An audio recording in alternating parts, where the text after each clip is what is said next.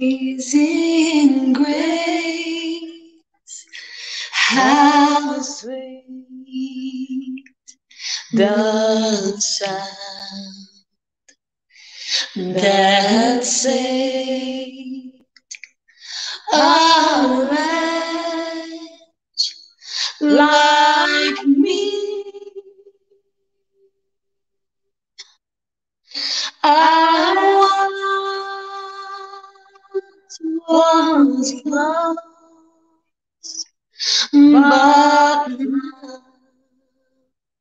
I'm found. Was blind, but now I see.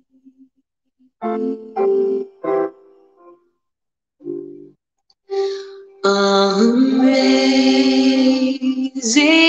grace, how sweet the sound that saved a wretch like me.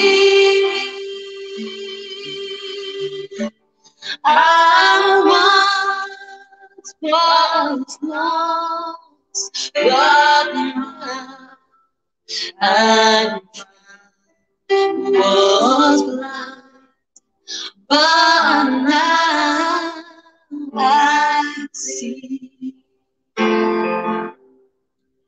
'Twas grace that taught my heart to fear, in grace my fears will leave.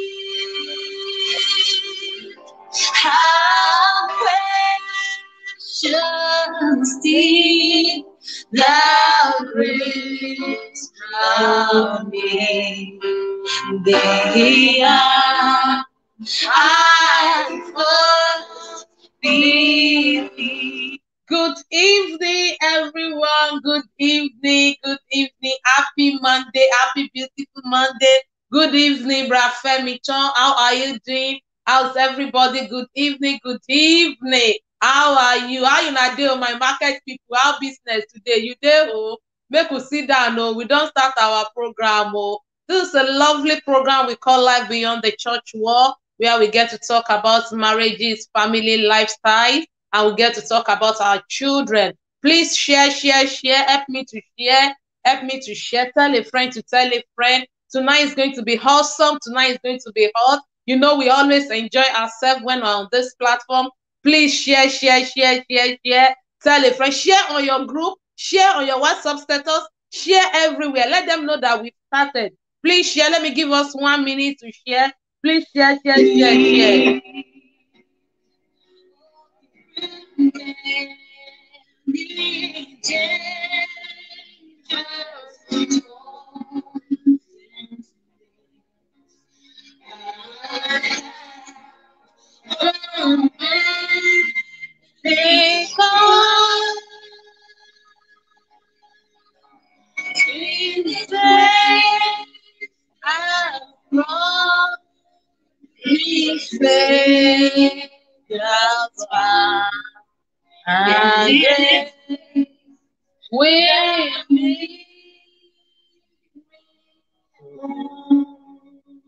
Good evening once again. Good evening. Good evening. Tonight is going to be an awesome moment. Tonight is going to be a very wonderful moment. Please, if you are here, please say hello. Let me know where you are joining us from. If you are here, please say hello. Let me know where you are joining us from. Good news, good news, good news, good news, good news, good news, good news. Tonight is going to be awesome. We have a lot of cards, MTN cards, Glow cards. Also, people in diaspora, hey, it's going to be awesome today. We are loaded. We are loaded. You know, we just received a gift for people in diaspora. So we're going to be giving voucher. We're going to be giving voucher to people in diaspora. Please, if you are here, do me a favor. Just say hello, hi, because that's the only way I can know that you are here. And with people in diaspora, it's very, very important for you to say hello or contribute to the program. because after the program, we are not going to be calling the voucher number, obviously, on the show, but we're going to be calling Nigerian cards. I think part of West Africa use MTN, I think. So we're going to be calling MTN Glow card. But for people in diaspora, we're going to be sending you voucher. So by the time you comment to say hello, you say hi, we're going to sit down and we're going to pick among the people, the most commented people on the show, and they will win. We will tell you how we are going to do it later, and they will be able to win the voucher for themselves. So we are not being biased again. So as Nigerian, African people is winning cards, diaspora, and I want us to be praying for people that God is using. To be honest, I am not the one that buy the diaspora voucher. It is a gift. So let's be praying for God to bless them. The more God bless them, the more voucher we have, the more card we have. So that is the main reason you have to share. Share. Tell a friend to tell a friend. And today's topic is very hot. It's very hot. And to top it up, you know, we have our special sister here today. She hasn't been able to join for a very long time. And you know, when she's here, she gets real. So, and this program is where we get real. So today I'm not here alone. I want to start with our August visitor. I want to start with our August visitor. Let's welcome with me Sister Olutoyin Olaoye. Thank you so much for joining us, ma. Really appreciate it. Thank you for having me. Good evening, everyone. Good evening. And also the man of the house is also here. Hey, oh. People should say, hey, let me hear you. We have Gideon Ogunremi. Gideon, thank you so much for joining us. God bless you. Thank you so much, sir. Today we're going to be talking about money matter. Ego. Hey, we know money is very, very crucial. The even Bible even mention money. You know, money answereth all things. But not all. It's only God that answereth all things. To be honest with you, money. There's people that have money and they cannot buy good health. There are people with money they cannot buy children. So it's only God that answers all things. So today, please tell a friend to tell a friend. You don't have excuse now. We have gift for diaspora. We have gift for people in Africa. So today we're going to be talking about money matter, the importance of money, the importance of husband and wife to talk about money. The same way we love to talk about our children, we love to talk about sex. Money is a very important and crucial thing in our family, in our house, so that we will not be having conflict every time, so that we will not be having problem in our marriage. Let's talk about it. There is transparency, because 1 + 1 in marriage is 1. So that means we have to be transparent to each other. Money matter. What works with money in my family might not work with money in your family. So today we want to talk about money matter, money management. We want to talk about money, how we spend money. We want to talk about the responsibility, financial responsibility in the house. Who is going to take the largest role? We want to talk about how to invest for our children. So we got a lot to talk about. Tonight, I want us to go straight. I will be starting from Sister Tony. Let's hear her voice now. We need to hear her voice. We haven't heard her voice now. Please help me welcome her. If you don't welcome her well, help me welcome Sister Tony. I haven't seen anybody welcoming her. Help me welcome Sister Tony. She's here now. She's been on leave. Now, thank God that she resumed. She resumed back. Hallelujah. Welcome. We welcome you. We appreciate you, ma'am. Ma, what is your opinion about money? Money. How important is money in our marriage? Thank you, ma'am. Thank you so much. Good evening once again, everyone. Good evening, Gideon. It's good to be back on the show. It's good to be here with my families all over. How has everyone been doing? Thank you so much, ma, for the privilege. The topic, money. As we all know, the Bible even confirms that money answereth all things. So when we are talking about money in marriage, it's a very, very big topic. It's a very, very big and a very big topic that we cannot but discuss on daily basis, because money answereth all things. Breathing in and out self is money. So to eat, to drink, if you want a good water and all that, you are going to spend money. And money doesn't restrict you. You know, with money you can access anything, you can get anything, you can decide to go private, you can decide to use public in terms of health, you can decide to eat out or eat in. You spend money, whatever you want to do, you spend money. So money is very, very important. We can't do without it. We can't do without it.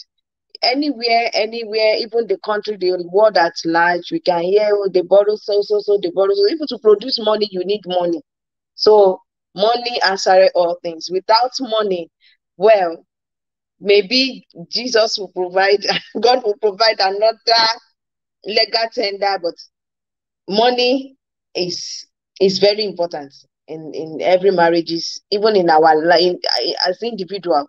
We need money to function well. We need money to function well. So I would say money is very, very important. It's something we cannot but to do with in marriage. Thank you, ma. Thank you so much. It's so nice to hear your voice. That voice is so cool. It's good to have holiday. Bra Femito said you are welcome. See, our people is now welcoming you. They miss you. Bra Gideon, the man of the house. Money matter. I don't know. They say it's all women that love money. But I think men and money is like men, money is their ego. When they have money, they feel really like a man. What's your opinion, sir? If you work hard for your money, of course you feel you have a good because you work hard for it. Yeah, I think she's hit the nail on the head. You know, like apart from sex, money is the next thing that matters. Because to me, that's my own opinion anyway. Because without money, how do you when you're in a relationship and you want to have children and you want to build houses or buy a house or want to rent a house, you have to discuss how are we going to afford it. So can we afford to rent a house? Can we now afford to have children? How many children can we afford to have? How many children can we afford to send to school? So money is very important, and we need to be able to discuss and be honest about our financial situations with each other in a marriage. So I need to be honest with my wife, and my wife needs to be honest with me. We need to be honest with our debts before that we are bringing into the marriage, so that nothing will come and shock somebody. Anyway, I will tell you the story later. But yeah, it's very important to discuss money and be open, because if you're not transparent, some things you will assume that you will get over with might end up coming to bite you at the back. So money discussion, as well as being honest and open in your relationship, it's very, very important. That's my opinion. Thank you so much. You know, the part I love is we need to discuss our debt so we won't get shocked in the marriage. It's very, very, very important. And I'll say that the discussion about money should start right from the beginning, right up from when we are very sure that this is the person that I want to marry. We can call it when we are in courtship, when we are dating each other. We need to talk about it. It's very, very crucial and important. Let me quickly do shout out to Sister Victoria. Thank you so much for joining us. Oh, Sister Monica, thank you so much for watching us. God bless you, ma. Our God, thank you, ma. If you are here today, please, especially people in diaspora, just say hello so that we know you are here. We have some vouchers for you. We can only know that you are here when you comment. And people in Nigeria, be ready. We are going to be giving out a lot of cards today. Be ready. But I don't want to start with cards because the topic we are going to be discussing today is very, very long. It's very, very long. So I can agree with Sister Tony and Bra Gideon. They both concluded that money is very, very important. You know, so many times we talk about sex alone. Yes, sex is important. Money is as important as sex as well in marriage, because either you don't deceive yourself. You will have money issues. You will buy food, you will buy things, you will pay bills, you will do things, and then it's not going to be your parents paying for it. You know, especially people that has not been living alone before. Some people get married direct straight from their parents' house to their husband house or to their wives. So it's going to be a difficult matter because some people don't know how their parents pay the bills. They don't know how food, their own is just to go to the cupboard, take food, go to the fridge, take food. So by the time you enter and you have to provide, you don't just take, you provide and take. And by the time you are picking, even if you are, there is a lot of things. There's importance of savings. It's important in marriage, not for investment purpose. Investment is important. And now I just want us to be going bit by bit. I just want us to be. Oh, shout out to my mom, my biological mom. Good evening, Grandma. Thank you so much for joining us. Thank you so much for joining us. So by the time we realize, I want us to start from the beginning, because we have people here that are not yet married. Because I don't want us to just rush into marriage. So I'm going back to Mommy Olaoye. Good evening, Grace. Thank you so much for joining us. I'm going back to Mommy Olaoye. Mommy Olaoye, from the beginning, because you are so experienced, you've learned your lesson. Like, what I should have done when I was dating my husband that I left, especially in money aspect. So many of things that now we think that I should have done this way. If I had known, what advice, like people that are not married, like the basic foundation that they need to discuss to their spouse? Thank you so much, Ma, for that. Brother Gideon, thank you so much for that point. My advice to those who are yet to marry when it comes to money, before they go into that, before they go ahead to say that big word, I do, is that they sit down. In everything we do, we need communication. I once had this discussion with one of my very sister friend. Like, she basically told me why she ended the relationship with a man that she was meant to marry. Well, maybe God doesn't want them to be together anyway. But I quite agree with her at some point, because she said that when she realized that she had so much debt, she had so much debt that she had incurred herself, she sat herself down, she wrote all her debt down, and then she set out, to work. She took 2 years of her life to clear off all the debt. And in this country, in this part of the world that we are, we all know what they call credit file. That if your credit file is not good, there are some certain things that you cannot do.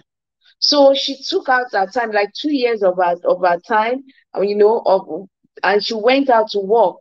She was doing this living job, so she was able to offset all the debt. I'm talking about tens of thousands of pounds. So she was able to offset all the debt, and now she's debt free. But on the other hand, she's a citizen, right? So the other man that wants to marry her is yet to regularize his status, number one, in this country, which is not a big deal. If there is love, they can do that, for each other. And this man is coming with a truckload of debt. So the woman now look at it that this is too this going to be like two battles.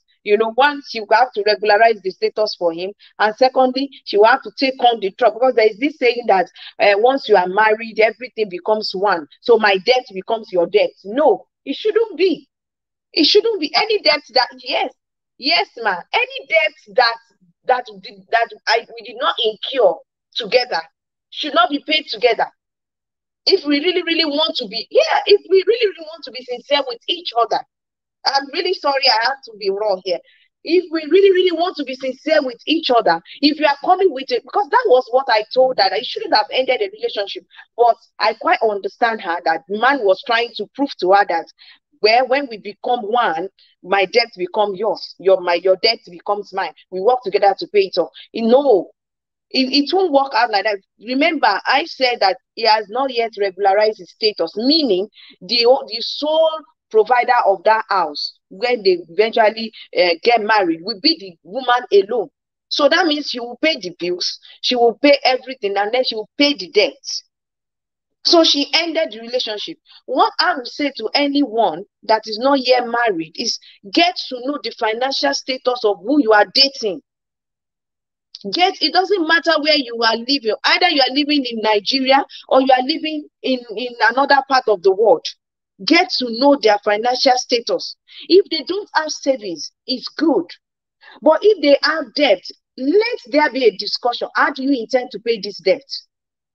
Do you want to set up a direct debit that, okay, I will be aware that, okay, certain amounts from what your income is going towards your debt?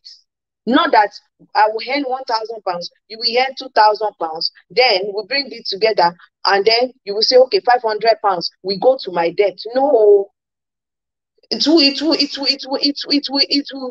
I don't have a debt I'm bringing into the marriage. You have a debt you are bringing into the marriage. It will affect us one way or the other. Let's forget about love. Yes, love conquers all things. But you see, little forces that destroys these vines, one of it is money. And when we don't get it right, it's problem.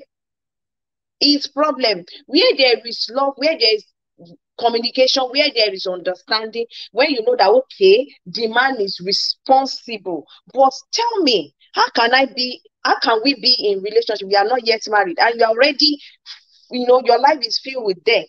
How can you convince me that you will be responsible when it comes to finance and the marriage? So if we do not get it right, how do we then get it right when we get married? So it's better we get it right now. How do you intend to sort your bills? How do you intend? I'm speaking from experience. We have a lot of people, and I'm saying this to us women. I'm saying this to us sisters. Don't look at yourself that, oh, I'm getting old, and get yourself into trouble. High blood pressure is very real. It's very, very real. Stroke is real. Heart failure is real. All these things arises from high blood pressure. So you can actually avoid being hypertensive by discussing what you are going to face in that marriage when you marry each other. What is your financial status? Are you in any debt? How do you intend to pay off the debt? So that we know I'll be secure. So that we know that whatever that comes in, we will be able to advance in life. Because if I don't bother, or you tell me that, okay, don't worry, I have a plan in place. Men are very, very good with that statement. I have a plan in place. I have a plan in place. And you are not seeing that plan. You are not seeing that plan being executed even before you say, I do. Forget the plan. Forget that plan. There's no plan. Then that means that all whatever you are making is going towards the debt. And you don't want that. So my advice is, before you say I do, know the financial status of the one you are dating and have a very solid communication with him or her. How do you intend to pay off this debt? Eventually, we get married. Or let's say the person is not working, doesn't have money, or he doesn't have any savings. Whatever it is you sort as per money matter, sit down, discuss it. And before you say I do, make sure that at least 30-40% of what you discuss has already been done. That is your security. Before you say I do, wisdom is profitable to direct. Thank you, ma'am.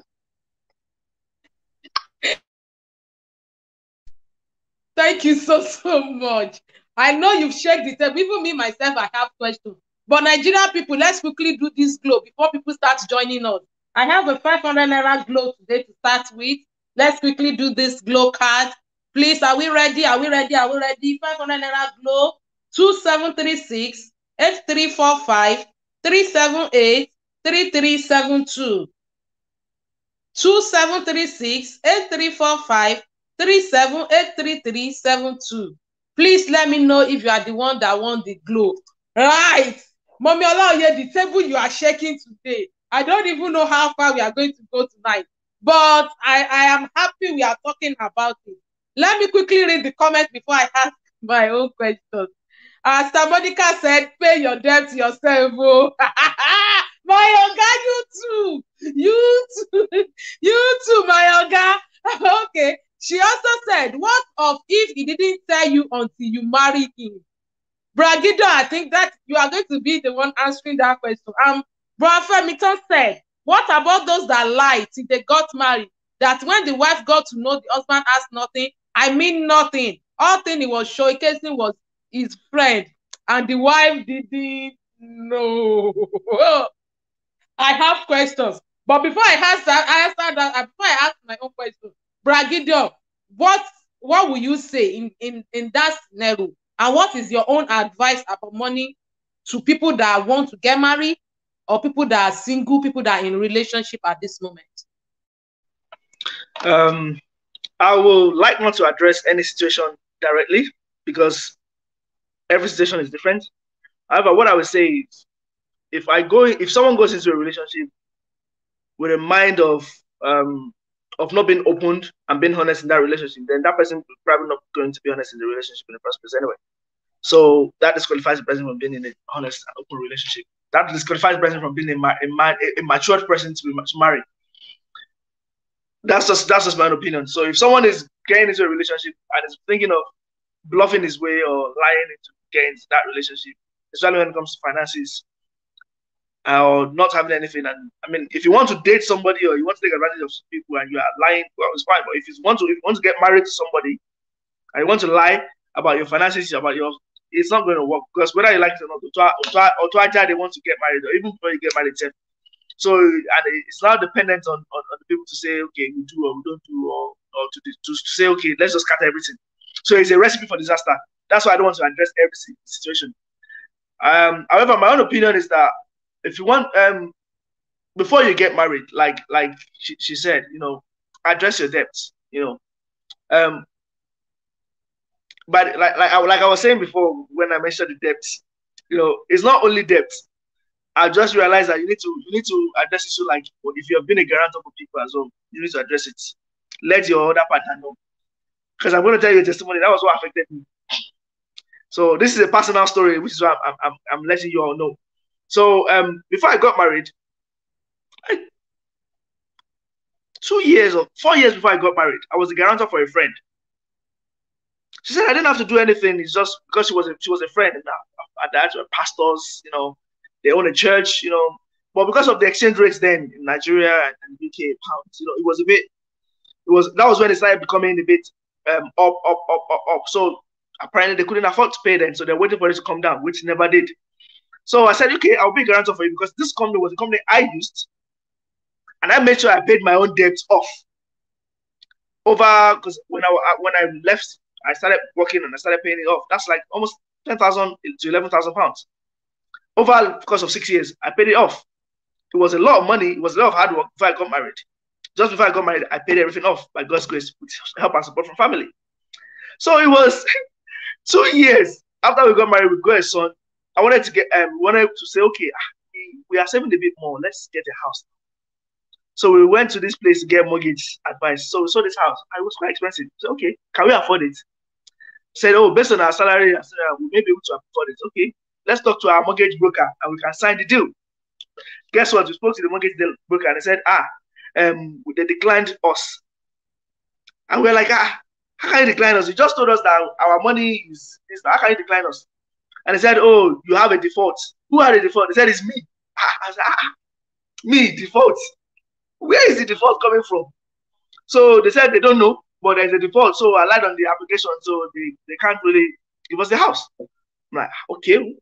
So we went to another place. So I went to check on the accounts and went to talk to mortgage people. I went to talk to different people to check my accounts to investigate what's going on. So I found out it was from this company called Future Finance. So I called them that, hey, you people, I've used it for 6 years. I paid all my debt off. You see, am I owing? Did I pay some less than you gave me? And I said, no. Your account is good. You've paid off. And then they said, okay, let's go through our account. They said, were you a guarantor for somebody? I said, yes, but that was like 4 years ago. Like the person we was paying, said, no, the person hasn't been paying her money at all. Hasn't been paying at all. And the money had to go on default because they've been trying to contact the person. The person is not responding. Like, so does that mean because of the person I was a guarantor for, that I thought was gone, dealt with, it now came to bite me when I went to buy a house? And my wife has been, we've saved up, we're thinking of buying a house, and this is where it came to bite me at the back. So I now had to be explained to my wife that no, it's not like that. So it's the way it is like this. So I was not just imagining. That's why I was saying, like, being open. If my house didn't know how much I was earning, what was coming to my account, if my account wasn't open, and by the way, we didn't have a joint account. It's just like every month when I receive my money and we need to talk about something, just open my account, I'll give it to her. She's the accountant in the house. So she knows what is going on, what's going on. So there's no secret. So when that hits, I had to explain to her, this is what happened. I was a guarantor for this girl. She was a friend. We are in this situation before. I mean, this is what happened. You know, our parents are this. This is what is happening. And this is where I found myself. So that the account, anyway, to cut a long story short, the account, they had to remove the account from default because the only reason was because they did not inform me beforehand. And it took like over a week before they did that. But by that time, the house that I wanted to go for was already gone. Now, imagine if I wasn't in a good place with my wife. Just imagine if it was someone where I'm always hiding things and this situation comes up. How will I explain myself? Oh, is it one of, I'm just imagining myself. Is it one of your exes, Abi? Is it one of these, Abi? Is it one of that, Abi? So it is at the time of our own breakthrough. I'm just imagining it, that what would have happened? Something I was never prepared for. I didn't think about. But again, if I wasn't open about my finances, about everything about with my wife, and we were not open, it would be difficult to defend myself. I'm just saying, being honest from my perspective. It would be difficult. Because I didn't want to, and just imagine, I just want to explain to somebody when you are about to say, okay, we are saving up, well, let's buy a house. And then something 4 years ago, a woman for that matter. So that's what I was saying. Like, even if it's guarantor as well that you bring for somebody, please, if you remember, let people know, let your wife know. And my advice is try and avoid being a guarantor for somebody. That's my advice. Because the challenge situation is when they can't get the person, you will be the one to be liable for it, for the loan. The loan, the money has still not been paid. So that it doesn't spoil our record. My wife was the one that suggested that we should be paying small, like almost £175 every month for a debt that is not our own. And the person will be paying like £50. For 2 years, the person did not pay the £50. They called again that the money is going to default. So now the money is probably going to default. I don't even care anymore, honestly, because I'm tired. But the point is, we wouldn't have been on the same page if I was hiding this from her. And this is something that could break a marriage, especially a young marriage. 2 years into the marriage, we got a child.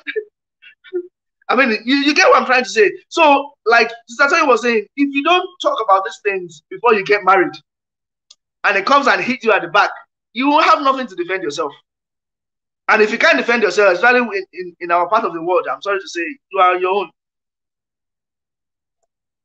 That's just my own opinion. So if you're trying to keep a secret about money, about your financial status, just so that you can get married to somebody, and then you sing it, you are not a man yet, or you are not mature enough to get married. That's just, you can date.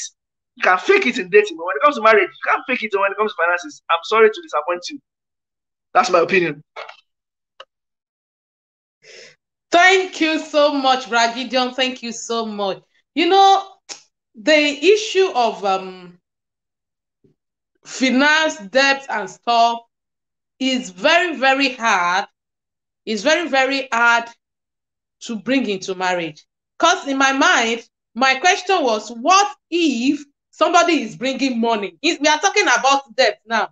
What if somebody has money and the other party doesn't have money? So in that area, no, we're talking about what somebody has debt. Me, my opinion is, if you have debt, we talk about it. Tell me how you are going to pay your debt. You are not bringing your debt as our joint problem. I am not bringing my debt as our joint problem. You know how this country works. Basically we have credit cards. Most of us take credit cards because we want to build our credit rate. Because the more you borrow, the more you pay it back. Then they have trust in you to borrow you more money. But it will not be fair. Even when we are talking about debt before marriage, there is debt in marriage that the husband or wife didn't even have a clue about.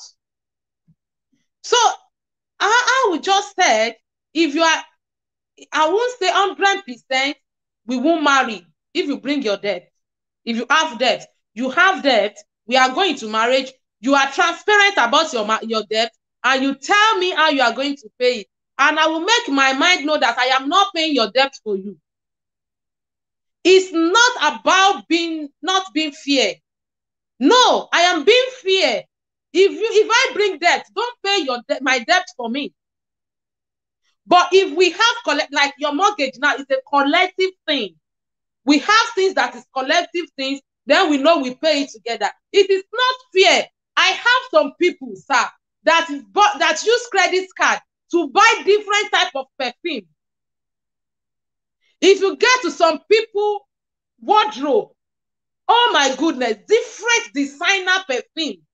So they have different perfume. When they are going to work, one perfume. They are going to church. They are going for parties. They can use credit card to buy Gucci, to buy, I don't know all those names, I'm local, to buy all those designer. That doesn't necessarily important. You can buy designer if you have the money. And their husband doesn't know how they spend the money. Now it's time to pay. They want the man to pay for them. It's not being fair. So as long as you have your debt, you let me know. I can decide to say that is the end of that relationship. I cannot continue. You can't blame me. I can decide that I want to continue, but you pay your debt on your own.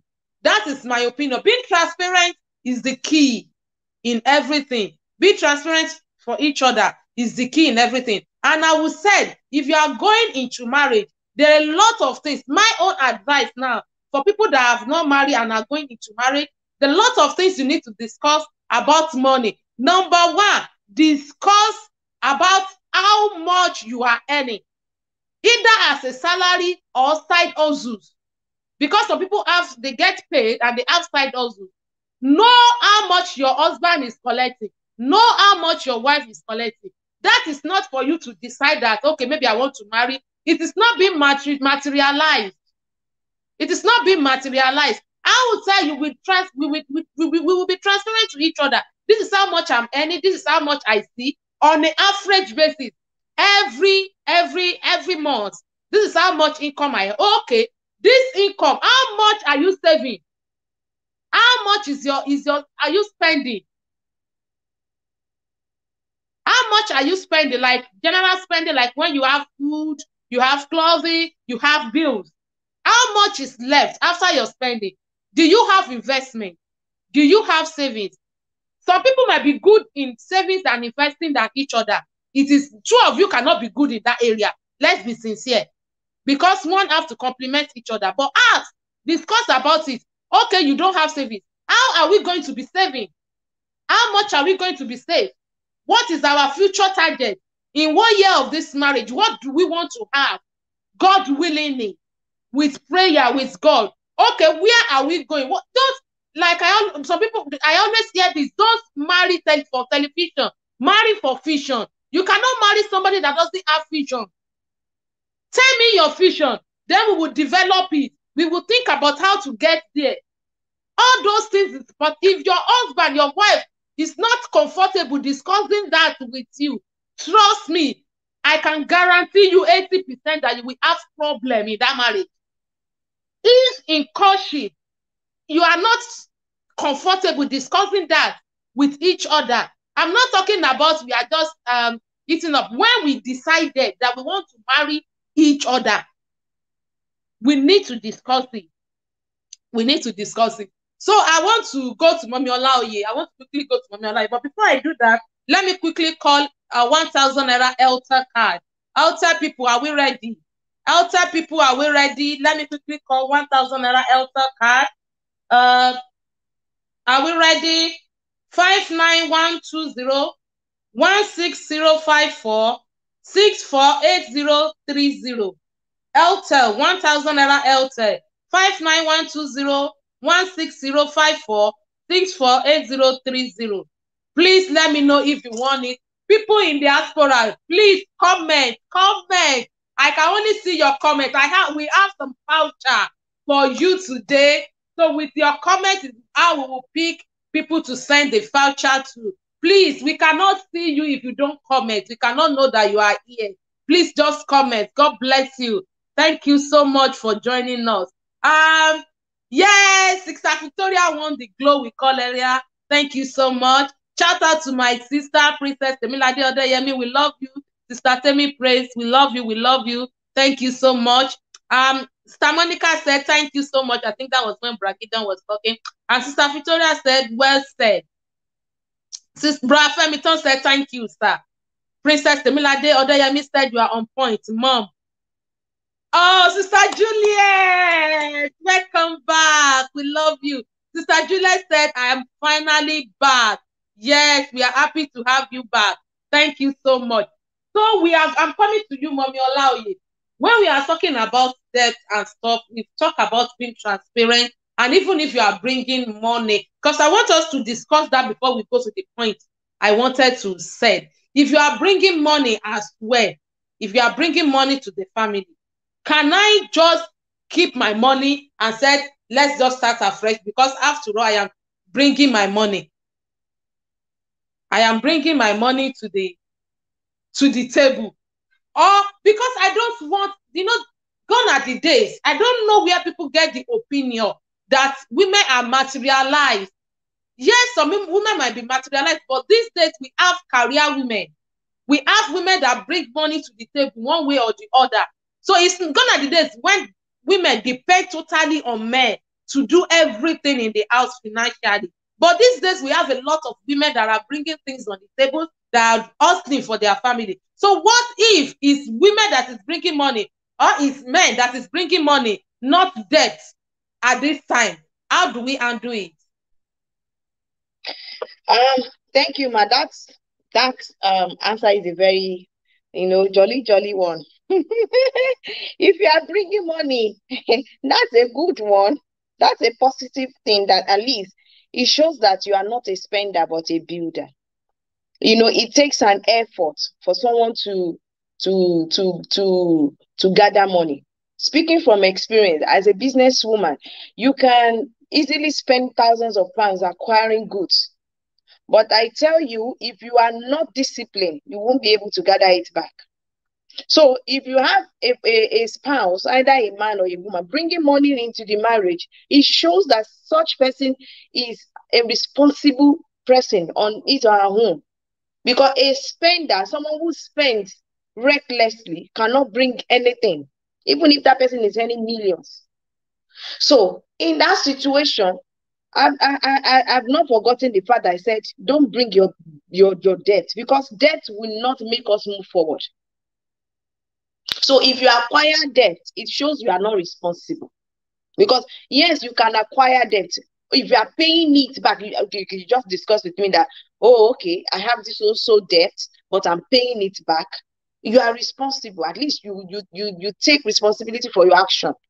But there are some people that, as they are going from A to B, they go to microfinance today, they borrow. They go to GTB tomorrow, they borrow. They go to this place tomorrow. You can't bring it into that marriage. I'm still saying it. But if you have money that you are bringing, it shows you are responsible. I will not now stand in place of a spender. That is where our integrity is being questioned. That is where our credibility is being questioned. That is when I will know whether the man I'm bringing money into the marriage with is responsible or not. There are some men that once they see a glimpse of money, they start thinking about the best car. Meanwhile, there are some men that when they see money, what comes to their mind is investment. So you can see that it's two-way things. If a man is bringing money into the marriage, he's telling you, oh, I'm worth so amount of money, and you can see, not like the brother that asked the question that what about those that goes into the marriage and they are not aware of the financial status of that person, and maybe that person is showcasing another person's wealth. I would capture it that the Bible even make it clear that we should not be deceived. So if you are in a relationship, I expect you to know everything before you say I do. There is no how somebody can lie and hide that one day you will not know. Even if it takes you to pray, God will reveal the truth to you. But if you are being deceived, because the Bible has said it, that don't be deceived. So if you are being deceived with that sports car, You are being deceived with that DSTV, or you go into their house, everywhere is cool, and you think it's your fiance or your fiance's own, and you don't do your own due diligence to know the truth. You will face the music yourself. So let not just jump into conclusion that there are some people that can fake life. Yes, I'm speaking from experience. I've seen and I've heard a lot. So there are people that will lie to you. Some will even come to you that they have debt. That's why I said, take your time. Wisdom is profitable to direct. Take your time. Study that person. If the marriage is not a competition, you take your time and know where you are going into. So if a man brings in money and I know we are getting married, what will come to my mind is how do you I'll first push it to him. How do you intend to spend your money? His or her answer we then bring out the woman in me.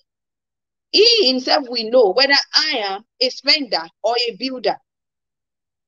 When a spouse is bringing money into the marriage, the first thing that should come through into your mind is investment, because it's an asset. It is an asset. So a man or a woman that cannot think, that is why communication is very, very important when we are talking about finance in marriage. You know, both of us have to be on the same page. We have to be transparent. The fact that I'm not bringing money into the marriage, but I'm not bringing debt. You are bringing money into the marriage. What can we do to double this money? Okay, do you have anything in mind? Somebody that is bringing money, it shows that person knows what he or she is doing. So don't say because that person is bringing money into that marriage, then you start bringing your own load of responsibility because there's money in the pot. Because there are women that does that. Once they notice that the man is loaded, forget it. That is when their mother-in-law, we need money. That is when their sister friend, we call them. That is when somebody will be doing party. That is when you will hear, oh baby, I want that latest phone. All they are thinking about is how to live well at the expense of that person's wealth. That is not what we are talking about here. When a partner is bringing money into the marriage, into the home, into that pot, what should be the first thing in our mind is, how do we maximize this money? What can we do? You know, let's invest it, or let's do this, or let's do that. Bringing money and bringing debt, they are two different things. Two different things. They are two parallel lines that they can never be together. Like. So if you are bringing debt, how do you want to sort this debt? And I want to see it, you have started sorting it out before I will say, yes, I do. But if you are bringing money, the same thing applicable. What do we do with this money? Some men, they know how to keep money. They can, when they get their salary, once they buy just one shirt, one trouser, they pay their bills. The remaining money, they keep it. They may not be business oriented. They may not have that mind of investment. But that is where you coming into his life, that is where that difference, the 7-Up, the difference is clear. That is when they will see that difference in you. Not that you come in and say, oh, after all, it doesn't, if you coach him wrongly to say, okay, let's buy a car, you are a spender, the money will go. But if you advise him rightly, let's invest it, that money will yield more. You might even be in your own house. He might be living in his own house when you guys when you get married, and he has a certain amount of money in the account. You can still advise him to build more house and use it as a business. That is the investment. So the money is yielding more. But can we use debt to build to bring more? So it's a two parallel lines that cannot join together. I pray God will help us. It's a huge thing, but I know God will help us. We will get there. Amen. Let me go to Bra Gideon. This money matter. Well, I'm just laughing, right? I'm just laughing. I'm coming to Bra Gideon with a very on that note, with a very serious thing. Right. we were talking about, okay, when we bring debt, because we cannot, I want to shake the table properly now. Right. If we cannot pay the debt together, if I'm bringing money, then we cannot spend it together, then I'm just asking. So don't ask me. None of us bring debt. When I got married, we didn't bring debt inside. I'm just asking. I'm just curious. I'm just like, I know I'll be speaking somebody's mind here now. So, but let me quickly read what people said before Bragidion answer. Oh, congratulations, Brafemi. Someone won the Airtel card. Sister Juliet said, extravagant woman can't build a home. People that spend a lot have so many negative lives. So such people can't handle a home. It is only lazy women or men that are easily deceived by materialistic things. A hardworking person doesn't need a flashy person, but a God-fearing and home builder. That is absolutely right. Wealth without investment will vanish in no time. Wow, Sister Juliet, that is on point. Mrs. Olutoyin, kudos to you, ma. You are right. Yes, yes, she's right. I know she's right. That's why I was happy that she's here today, because I know we are going to shake a lot of tables. We are just, Princess Temilade Odeyemi said amen. Brad Femito said amen. We are just sharing our opinion. We are not imposing it on you, but I can tell you that most of us here have been married for years. We felt it. We are not, there's nowhere we can hide now. We know the importance of money. We know the importance of money in every marriage. So, Bragidio, I'm coming to you. We cannot share the debt now, but we can share the finances. So why is it important that we share the finances together? In fact, and another thing is, there is a person that knows how to save. But what if the other person doesn't even know how to invest? And that, like Sister Tony said, when she sees the money now, she's the only thinking is how to spend it, not how to invest, not how to save. Or if you know you don't have investment, keep it there or be thinking of how to add to it. No, she quickly think how to finish the money in 2 days. Yeah, I think she's answered the question herself. You know, if you can bring debt in, but you can't bring money in. Like you said, debt is two parallel line. You can't. But also, she didn't say that you can't pay the debt together. It's like, what is the plan? If I know the plan that you have, then we can make our decisions. If you don't have a plan to pay the debt and you're just hoping onto God that God, a miracle will fall down from heaven, then you are not ready. But if you've got a plan, then when we get married, then we can say, okay, or before we get married, we can say, okay, if I'm earning this, then maybe I can support you with this so that it doesn't become even more debt and we can look into that and paying it off. But I also want to add to what she was saying, that the kind of bringing money into the relationship, it could be, I mean, I've known a girl and a woman now, and a man as well, that had a mortgage before they got married. And for the woman that had a mortgage before she got married, when she got married and the husband came over and stayed in her house, I mean, the husband wanted to prove himself. So what did the husband do? Worked hard, was supporting her with the mortgage, with the bills, and they are looking for how they can get another house together, not to change our own house. But on the other part that I've heard for the man that brought the woman in, after a couple of months, the woman was just living life, because I'm just saying this is the reality of what happened. I mean, the woman was just living life, and at the end of the day, the woman wanted to leave him. And you know, when you're married and you want to leave, you know, you have to split properties, especially in this part of the world. It's not like Africa where you can send somebody out. And he was trying to say, what kind of thing is this? So he ended up selling his house before the divorce thing came through.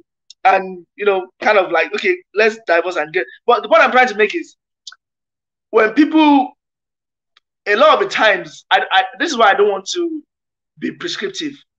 A lot of times when people don't work for something, they see it as it's just there. They see it like it's easy to acquire, it's easy to get. But it takes hard work to build up wealth. It takes hard work to maintain it. And when you find someone that can actually build with you, maintain with you, encourage you, you are blessed, though, man or woman. Let me give you an example of myself. I'm the kind of person that don't know how to save. This is my own opinion. When money is in savings and it's not yielding any interest and it's just there, it's making money for the bank. That's my opinion. So I'd rather give that money or borrow somebody that money. That's my opinion. So if I have money in my account, maybe I have like 200 or 500 pounds in my account, and a friend comes and says, "Oh, Gideon, I need to, can you borrow me like 200 or 300 pounds?" And I say, "Yeah, sure. Let's say I have this person wants to borrow he said to pay it back. Listen, my wife hates it. Now, my wife, on the other hand, she's a saver. She always says, "Oh, what do we have at this end of the month? Oh, how can we put this in? What can we do with this? Can we put all this money? How much do we have left? Can we use this money to do this? Can we do this money?" Thank God for her. We wouldn't have had a mortgage if not for my wife. I'm just saying it tomorrow. Because she's the one that says, "Oh, we have this money. Let's put it in this savings so that we can't touch it. Let's put it in this savings so that we can't touch it. How much do you have to spend?" Every month, my phone is with my wife on my account. This is a salary. She goes through the calculation.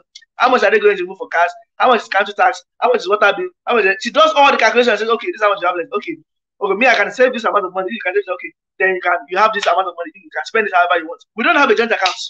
We have a individual account. That's what I'm saying. I don't want to persuade it. Some people like joint account because it works for them. Me, maybe that is how it works for me. So you can't say because it works for me, that's how it works for you. But the point I'm trying to make is we understand each other and it helps us to build. Me, I know myself. I am careless with money. But I know my wife as well. She's able to save and she does it well. So I'd rather give her that.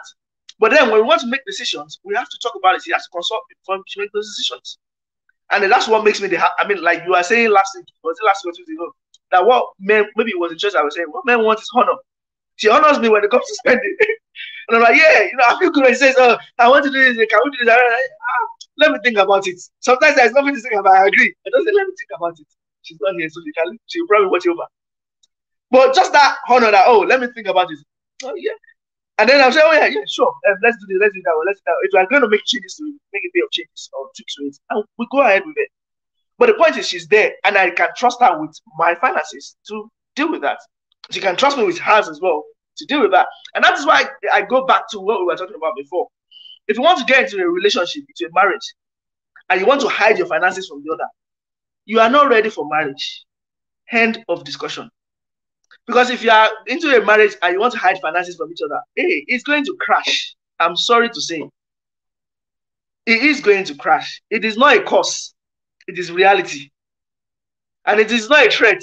It is a guarantee.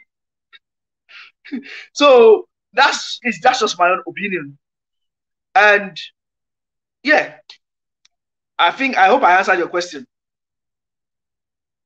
Thank you, sir. You did. You do answer it. I want to let me quickly read the comment before I say what I want to say. Yes, Princess Semina the other day, say how I wish my husband is on my right. Don't worry, he will watch it. He will watch it after. Mommy, don't worry. Sister Juliet said, helping your partner to pay a debt is not really bad, but know and be sure of who you are helping. That is 100% true. Some partners take they take peace. They use each other in some way. Some people are very, very generous. Why some you cannot know how they spend their money, but they want to know how you spend your own money. At the end of the day, it won't work. And I still believe that it's transparency that is very, very important. Sister Victoria said, I'm learning a lot. Well done, Sars and Ma. Thank you. Princess, don't worry. He will watch it. I will make him watch it. It is well. So, Brad, I will be calling MTN card, but I'm going to Mommy Olaoye. What will you say the best method of finance? Now I want to come into marriage. Enough of talking about outside marriages. Now, so I want us to take us through the breakdown. Who do you think should undo the finances? I know it's a very tricky, but I want I know you want to ask me questions. I can see Sister Toyi, she asked something for me, but I'm not going to answer now. I will answer you. But calm down.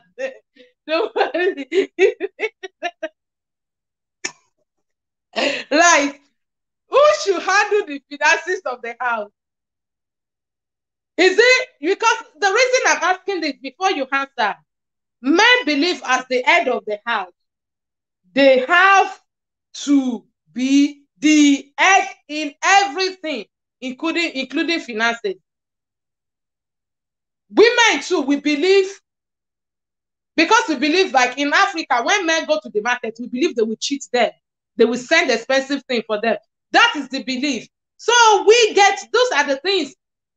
I don't want to go deeply.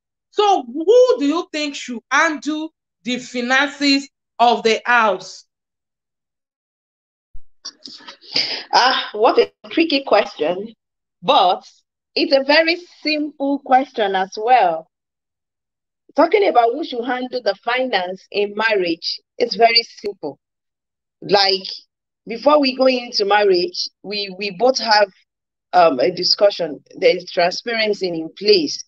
You know my strength and my weakness. If I have strength in saving, if my strength lies in the area of finance, that I know how to plan very well and I can save, then I would say the finance of that home should be handled by the woman.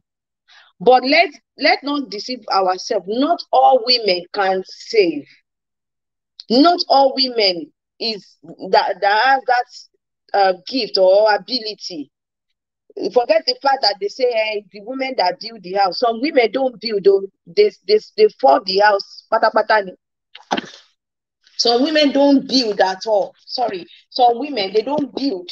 They scatter. So, and then we have some men too that they don't build. Building is not in their dictionary. Whatever comes, they spend, and that's it. Then they are waiting for the next month to come again. So it all depends on the strengths and the weaknesses of each other. If my strength is in that area of finance, then I will focus on that. I will ensure that all the incomes that comes into the family is well, is well spent, and the remaining are well kept. And there is accountability. Like they used to say, okay, I bring in 1,000, you bring in 1,000, which is not even the case. Sometimes woman brings more than the husband. Sometimes husband bring more than the wife. It depends on their job.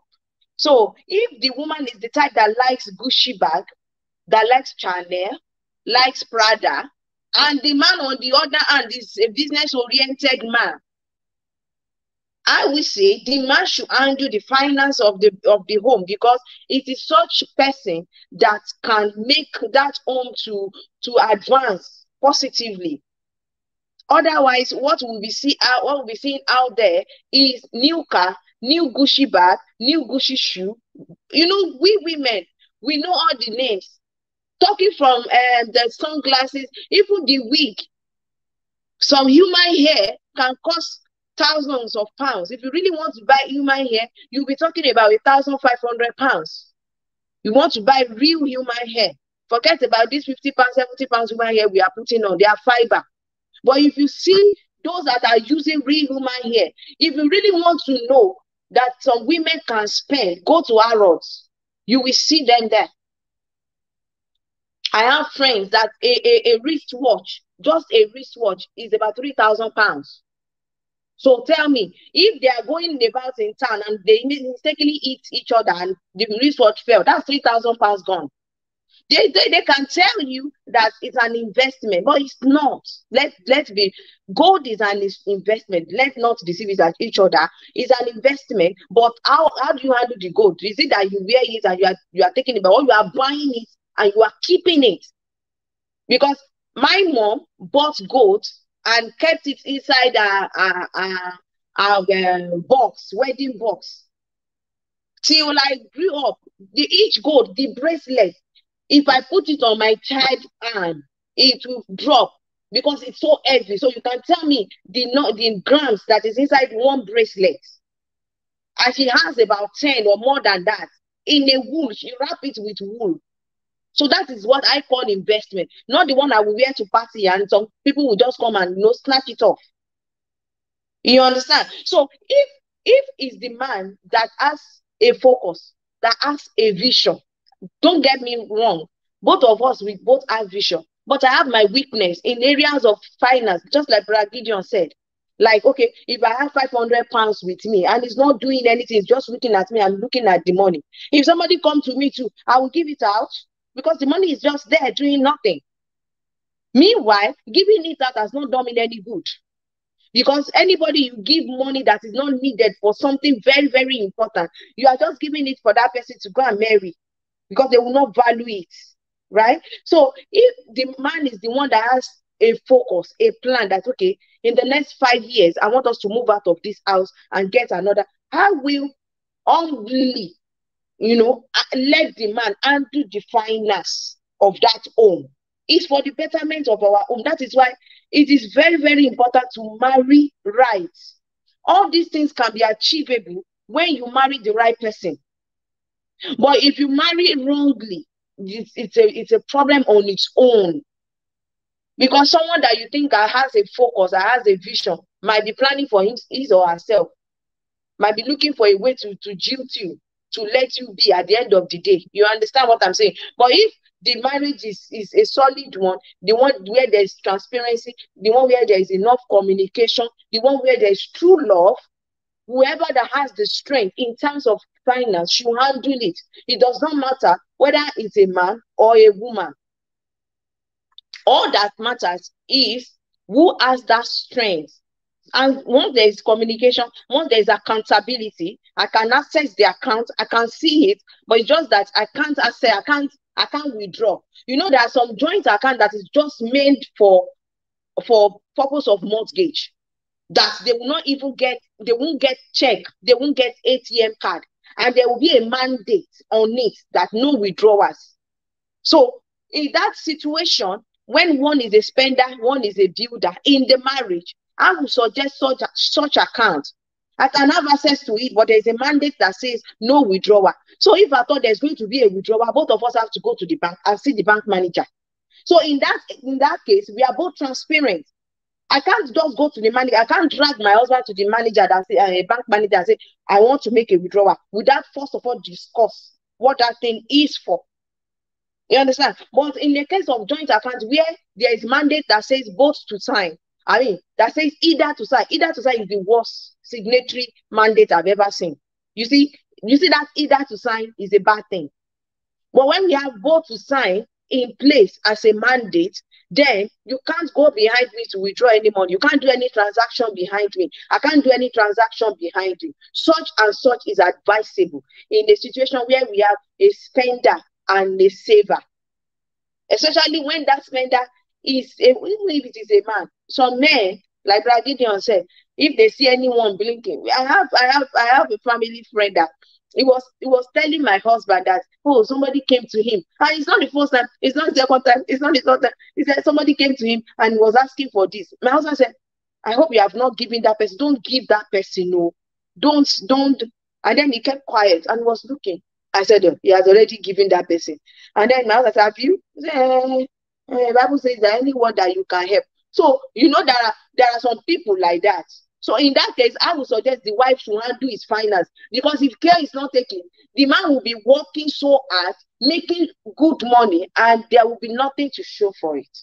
So in marriage, when you are discussing, when you are in love, you will get to know each other's strength. It takes time, but it's not about professing it. It's not about saying it that, oh, I can keep money. The Bible says by their fruit you will know them, not by their saying. So it is what you are doing, the practical aspect of that marriage, that will determine who has the strength, who has the weakness, not the one you tell me before I say I do. So if I tell you that I can keep money, and then we get married, you see me buying this, buying that, something that are not relevant, and then I'm telling you that I'm a keeper. No, now it's not practicable. You understand? So once we are able to determine who has the strength, who has the weakness, then the rest is easy by the grace of God. I hope I answer your question, ma'am. Thank you, ma'am. Yes, you really nailed it. Let me quickly call MTN card. MTN people, are we ready? 500 naira MTN. MTN people, are we ready? 9061 2056 0571 03992. MTN, 500 naira MTN, 9061-2056-0571-03992. Best of luck. Yes, let me read the comment. Oh, Sister Itadare Astrop Aderonke from New Jersey, thank you so much for joining us. She said she's learning seriously. Yes, even me, I am learning. Every day we come here, we all learn as well.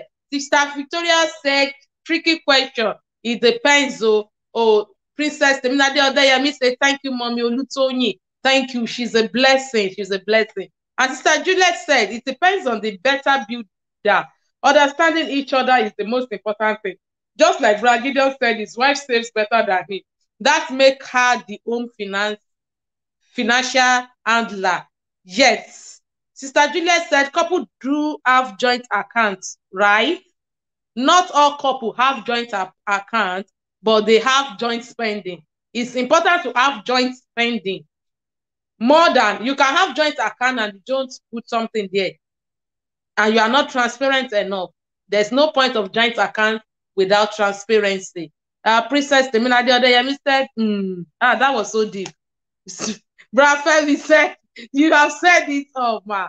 Yes, she really tried. She really tried. Yes, share. My sister said you should share. Yes.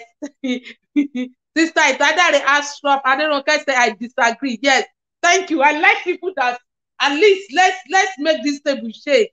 She said, I disagree with her. Women should handle finances of home. Women own the home. They manage resources well than men. Men can drain the own account and buy latest car. Thank you. And some finance to begin again. But women we think of food, shelter, and clothes for kids. In short, women is fit. Okay, now. Let me go to Sister Juliet. Say, oh, I really learned a lot tonight. Wow, God bless all the teachers tonight. Yes. Sister Victoria is the winner of the MTN. Congratulations. Bragidio, I'm coming to you with Sister Ronke. Sister Ronke's comment that she disagree. Actually, I wrote here that men like fancy car. Men like car. When you are saving, I am telling you, and I know Sister Tony will be my witness. There was a point that my husband's car had an accident, and the insurance gave us one Benz like that. That Benz was so lovely. I love it as a woman, right? But, yes, I'll say the truth. But when we now go to check how much it was, and I realized it was £120,000. That is the end of discussion. You know what my husband said? I love this car. I want to get it. I will get it. Imagine we have that amount in savings. He might went ahead and do it without informing me. And car is a liability, it's not an asset. By the time we differentiate between asset and liability, then we get to understand a lot of things. So, Sister Roque says she disagrees that woman. But on the other hand, because I want you to answer. On the other hand, I have some of my girls that cannot stop shopping. It's better you don't allow them to go and shop. Once they go shopping, they will finish all the money. I am telling you, they have children, no, they have children, but that's their weakness. They are not doing it. Even they will finish shopping and regret it. And you will wonder, the things they buy, they have fee. Most of the things are not even useful. I have someone that always said that, it's not about being useful. It's about what I like. There's no how you will went to the shopping mall and you won't see what you like. But when you self-control is what will make you to think twice. Is this thing necessity at this moment? So that's true. I want you to quickly clear that. I don't want you to waste time on that because I want us to move to another aspect. I support your husband. He's talking by faith. He said, that is the issue. Let me explain to you. Calm down. Let me explain to you. Me too. There was a time I had an accident as well, and they gave me a courtesy car. And when I drove that car was too big for me. I was like, I'm scared of driving this car. I couldn't drive it out. So I told them that, can they give me a different car that is cheaper? Because if this car has an accident, I don't think I can afford it. So they gave me a smaller car, and I drove that car well. And I was thinking, if I had money, if I could afford it, and this is a very good car for me to buy because it suits me well. It was very nice to drive. It was good. But again, I know my priorities. This is not something that I can afford to buy. It's a courtesy car. The courtesy car they give you, insurance give you so that you can just drive it for a while while they repair your car. So I know the reason my own car is still coming, but for now, let me enjoy it. So that's what I'm saying, it is by faith. Okay? Now, and just like you said as well, both men and women, we all like something that is nice. If you see something that befits you, whether it's house, whether it's car, whether it's shoe, whether it's clothing, whether it's going on holiday, whatever it is that you see that is nice, that you say we're doing it, it's not, sometimes it's not out of, sometimes I don't think it's bad to say, oh, I want something good. But when you want something good, can you plan towards achieving it? Rather than saying, oh, there's something I can't afford now. But let me give you an example. Before I got married, I had a friend that wanted to get married, so we went for a stag do. And on the stag do, we saw some guys, because we traveled out of where we were. We saw some guys around that area driving Lamborghini, and we were making lots of noise and driving through, making lots of noise. And we were just kind of walking around and just enjoying ourselves. And we're like, just came up that, oh, look at this Lamborghini and this Ferrari. I'm sure I can afford it. That's what one of them said. I was like, yeah, I'm sure I can afford it. But then I'll probably end up living in a rented house for another 10 years. I'm like, yeah, probably true. So it depends on your priorities, because by the time you start paying your interest on it, the down payment is more expensive than your mortgage. So it's like, again, yeah, you can afford it, but what is your priority? What do you want to achieve? So that's what I'm saying. Like, again, it depends on who you are and what you want. And when you know what the priority is. So, for example, I used to live in an area in Milton Keynes where you see blocks of flats and you see very expensive cars in front of those houses. And I'm thinking, how can you be living in a block of flats and be driving the latest BMW 2020 car? And like, it makes no sense. Why are I living in these flats where it's probably rented? Like, why not? Even if you sell this car, is enough to give you half of your mortgage. Why? But then people do what they want to do because that is their priority. So it depends on what is your priority. Now, going back to the question that you asked about disagreements with Olaye, I don't think it's a total disagreement because he balanced it out. He said it depends on whoever it is. And my own opinion is that in this generation, both men and women there are times where there are circumstances or situations where women are the main breadwinner in the house. Because they're the one that work hard, they go to work early, and the man of the house doesn't work that much, has more time, stays at home more. And when the wife comes, is happy to help. Again, in this part of the world, there is no people, we are more, maybe not everybody, people are more open-minded in this part of the world. I say, okay, if my wife is earning more than me, it's not a big deal now. As long as she's my wife, I'm not sharing her computer with anybody. So what's the big deal? And in that regard, if the man is the one that has a cool head to say, okay, this is what is coming in, let's do the accounting, how can we manage it out? Then you can do it. I don't see anything wrong in it. However, the only problem I see is when a man is not being responsible and is intentionally not being responsible and not contributing anything to the family. That is where I have a problem. Whether a wife is earning more or not, that is not a problem. Whether a wife is bringing money in and the man is bringing money in, that's not a problem. Is the man responsible in the house? If the man is not contributing anything to the house, then what is the point? Although it's not really going into your question, but at the same time it is, because the argument that only women should be responsible because they are the one that build the house. Sometimes it is the man that is doing it because the woman is a career woman. She's earning, and I can see that it benefits me as a man as well for her to be earning at what she's earning. So let's earn what she's earning, and we can carry on building a house. It's not like it's not a problem to me. It's not a problem to her. So why do you want to create a problem where there is no problem? So that's just my own opinion, that it is whoever it is that is available to build the finances or invest, or let that person do it. It shouldn't be a big deal where there is love and you are not looking to cheat somebody else. That's my opinion. Thank you so much. Let me quickly go with Glow, 1,000 naira Glow card. Please, please, are we ready? 1,000 naira Glow card. 41314 5416 248 243. 1,000 naira Glow card. 4131 454 1624 8243. Best of luck to the winner. Thank you so much. I want us to go to the aspect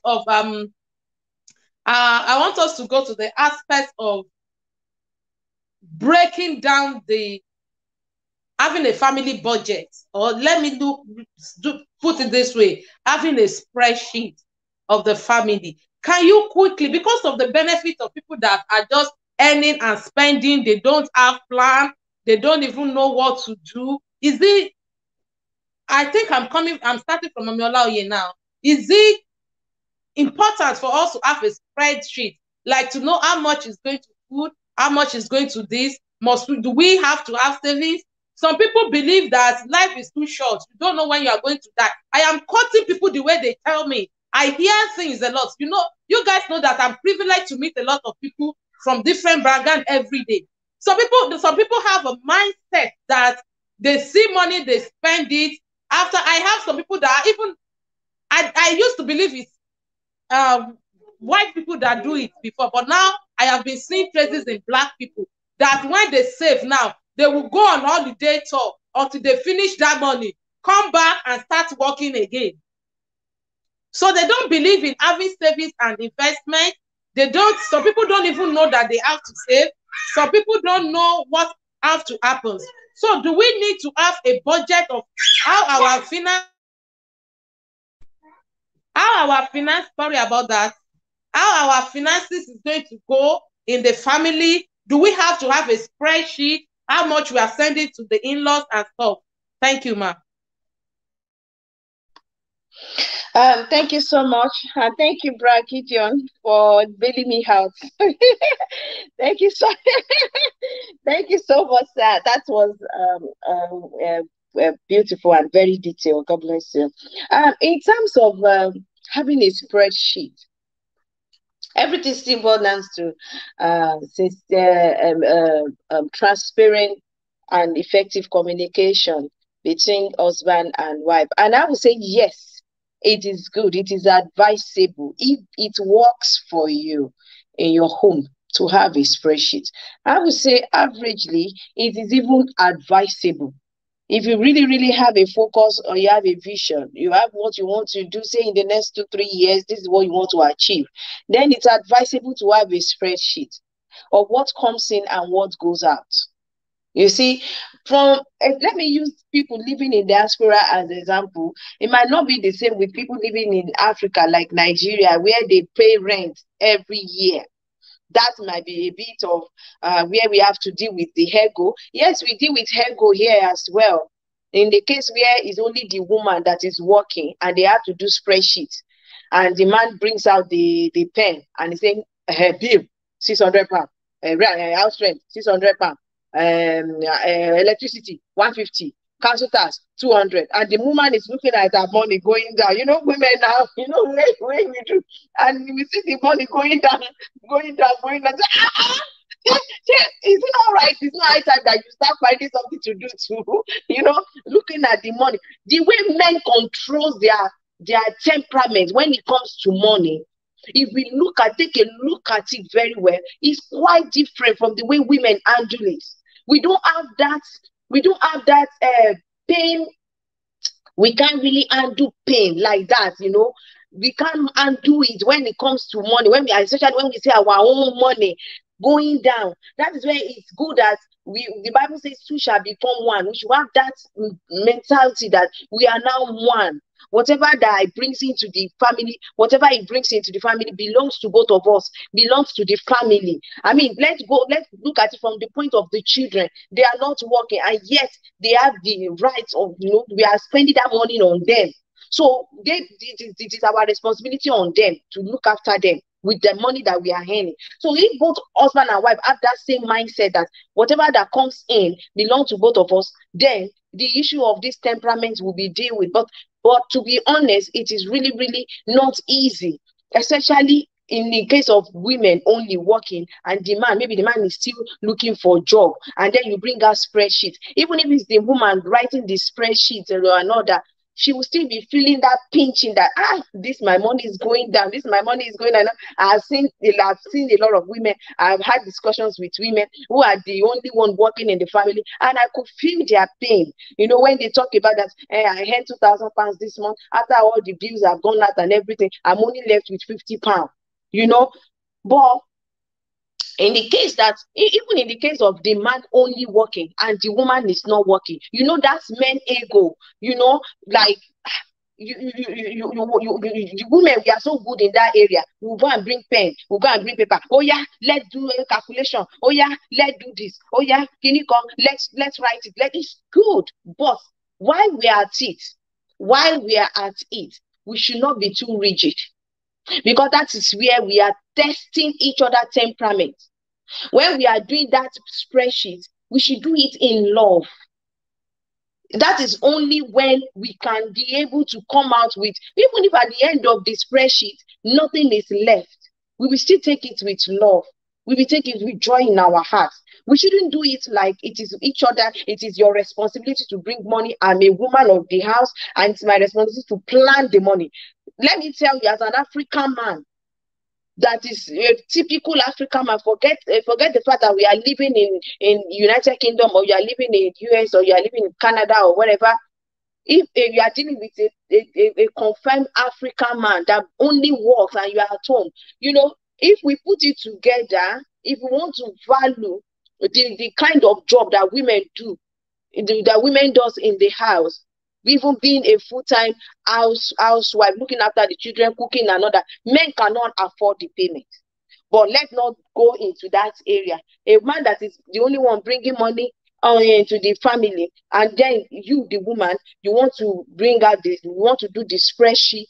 We have to do it in love, not being too rigid. Like, okay, after all the bills, whatever that is left, a certain amount should go to the one who brought the money in, before you talk about saving. Not that after we have done the spreadsheet and the balance left is £300, and then you say, oh, this £300, we'll just set aside £50 in case we want to buy anything in the house. The remaining £250 is going into the savings, and the man will be looking like, am I a fool? So that is why when we are doing spreadsheets, we should not be rigid. It should be done in love. Whatever we want to do should be done in love. And then whatever we want to write down, want to buy, want to achieve, should be done in agreement. One should not impose one on the other. Like, okay, let's buy a set of glass cup. One should not say, I want the one they are selling in Next. Why the other one? You say, why can't we buy the one in Primark? You know, and because you are a fancy person and you want people to know that you are, you are on top of your game, and you are imposing it on that person, then the spreadsheet will end up being a problem of the house, because the man will say, I cannot sit down and be seeing you or allowing you to be dictating how my money will be spent. Because even me that's gone out there to work to bring the money in, you are not giving me the privilege to have access to my money, even if it is £10. So that is why we cannot be rigid when it comes to having a spreadsheet. It should be done in togetherness. It should be done with open mind. It should be done together. It should be done with love. We should ask each other why we are at it. We laugh, we talk, say, look at the money is gone, no. And then, I say, honey, I think what we have left here is 150. What should we do? Should we just say, okay, I will suggest, in my own opinion, let's just suggest that we keep £30 as a savings out of this 150. The remaining 120, I will let you have it because you are the one that have done. And then a responsible man will say, no, don't worry. Let me just have this certain amount of money. Don't dictate as a woman. Don't dictate. to man that this is the amount you must have as your own upkeep, especially if it's the only one bringing in money. Even if it's not the only one bringing in money, whatever spreadsheet, whatever Excel we are doing should be done in love and not being rigid with it. We should not be rigid with it that maybe we are saving towards having clinical. Okay, if the man wants to go to Barbie salon to have his hair shape, he will come to you, or you will take card and go to the joint account and withdraw money. There are some little things men will want to do. They are going about in town, they want to buy a piece of bubble gum, or you as a woman, you want to go and have your hair bro done. You are now looking, scratching your. Everything should be done moderately. Everything should be done moderately, not being rigid, in love, in transparency. If at the end of the month, you can't follow the same Excel sheet every month, because things can happen. Emergency can comes up at any time. So every now and then, each spreadsheet, each Excel sheet, each Excel sheet, whatever we call it, should be done in moderation, should be done in openness, should be done in love, and not in rigidity. Your question, ma. Thank you. Thank you so much, ma. Thank you. Let me quickly call MTN card. MTN people, are you there? 1,000 naira MTN card. 1,000 naira MTN card. 4530-3181 2470 58742. MTN 4530-3181 2470 58742. Best of luck. Let me know who won it. Oh, congratulations, Bensi Shibuke said, I just recharged the globe. Thank you so much for watching us. Thank you so much. Right, in that aspect, on that area, I'll go now. Why I talk about spreadsheet is because I have heard a lot of issues on this thing. And there's one thing we call money management. Money management, if you can do courses on it, it will help you. I am telling you, don't be wise in your own understanding. Go and learn. There are people that have their own job is that. Money management is very, very important. I don't agree in taking, apart from your bills and stuff, in taking money for other things before you remove your savings. No, I am not part of that. It is my opinion. I believe in savings. When you collect your salary, the first thing, your priority must be, how much are we saving? Because no matter how much you have left, it will never be enough for you to save if you don't deduct your save first. And this life is stages. This life is stages. So your savings, you can decide that some people use their savings for investment. Some use their savings to save for what they want to do. They want to buy a house. They want to buy a car. They want to buy a land. They want to do things. That is what they use their savings for. But all those things, savings is very, very, you cannot be earning 10,000 naira and be spending 10,000 naira at the time. No, if it is 1,000 naira, before you spend anything, remove your savings first. So that means if you are earning 10,000 naira, have it in mind that you are earning 9,000 naira, because that 1,000 naira is not yours.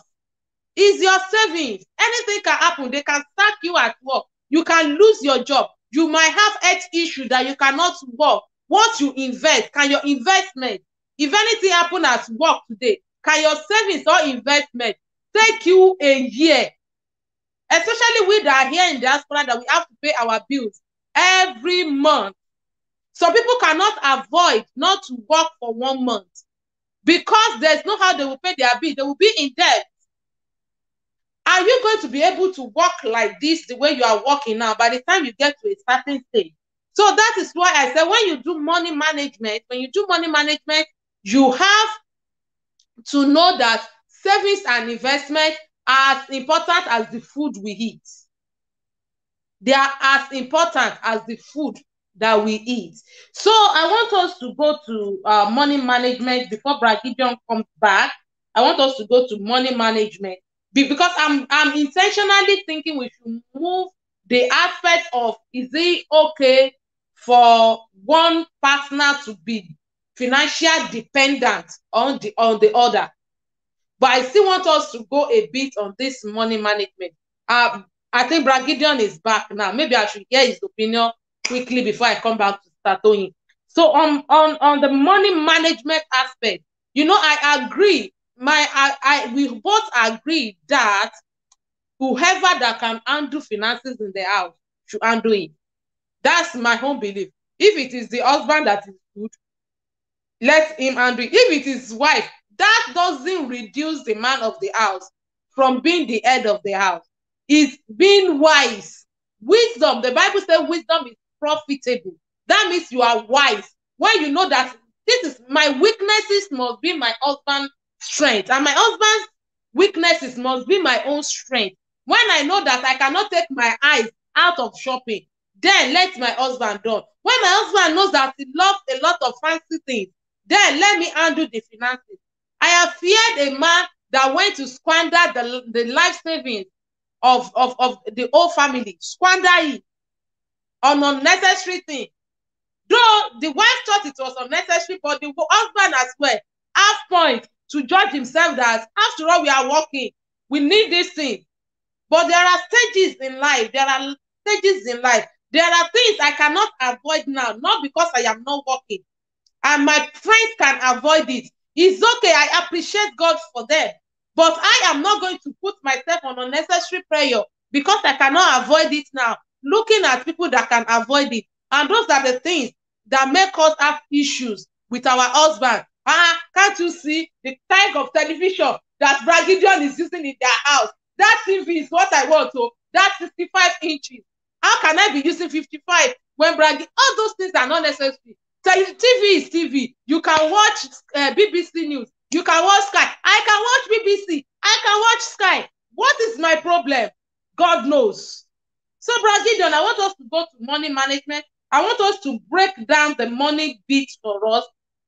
Is it important for us to take our savings and investment as priority? I know we are still going to go deep in it in future, but is it important for us to take our savings? Because when we are talking about money in marriage, we talk about bills, we talk about buying clothes, especially this part of the world where we have to buy for summer, we have to buy for winter, we have to buy for spring. We change clothes every time for our kids.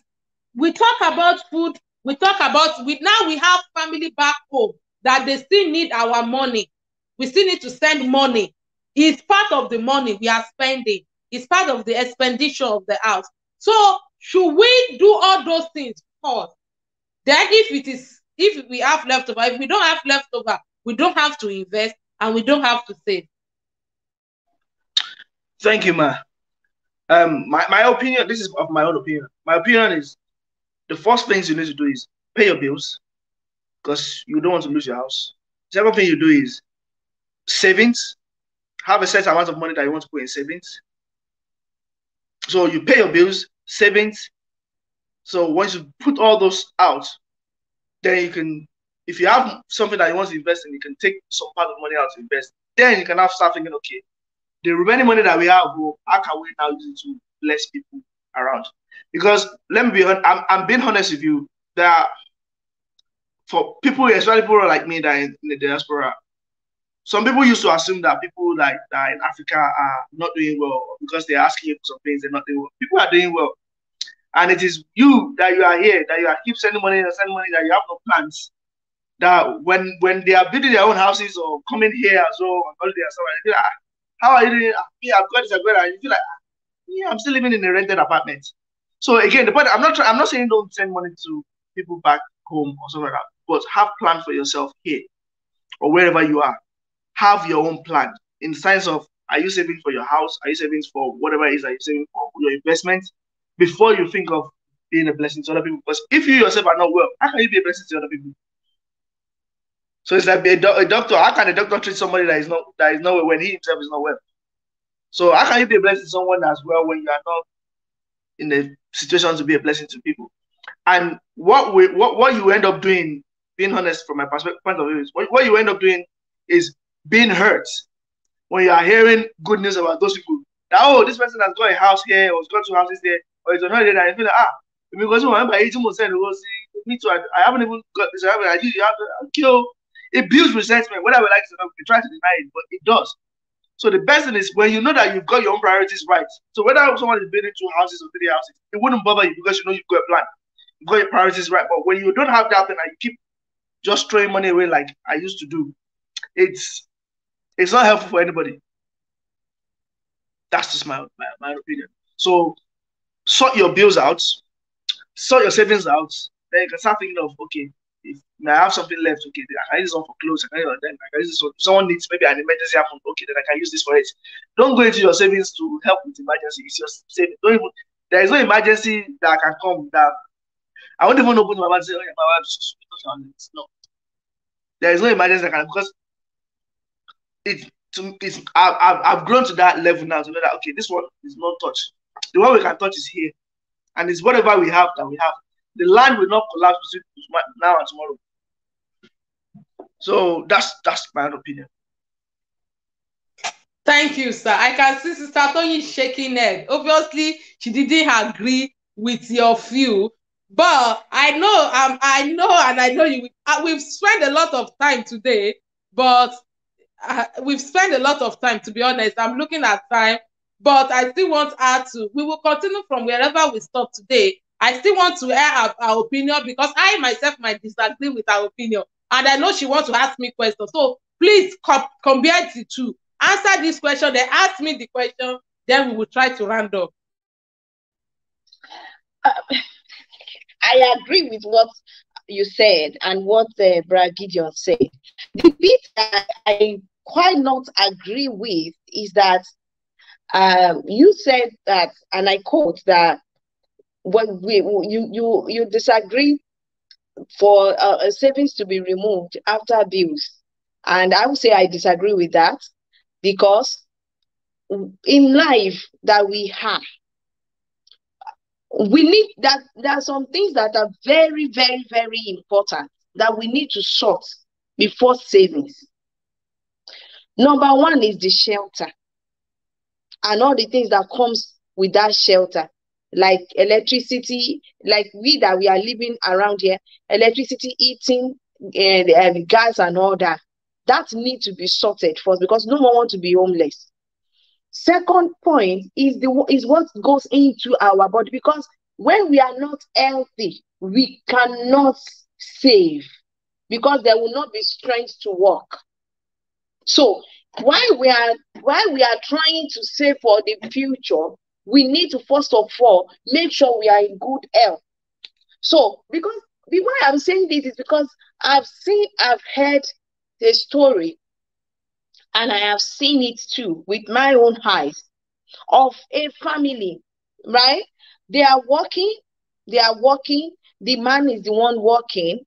The man is the one working. They were both working, but at some point, the woman had to stop working. The man was the only one working, and it got to a point that they cannot buy a certain food because they are saving. So they have to eat, like if they cook food now, if they cook food today, now if you eat food, even if you go to their house, they serve you food. If you don't finish that food, they will pack it, put it in the fridge. That's what they will serve their children the next day. Why? Because they are saving. To me, it's not healthy.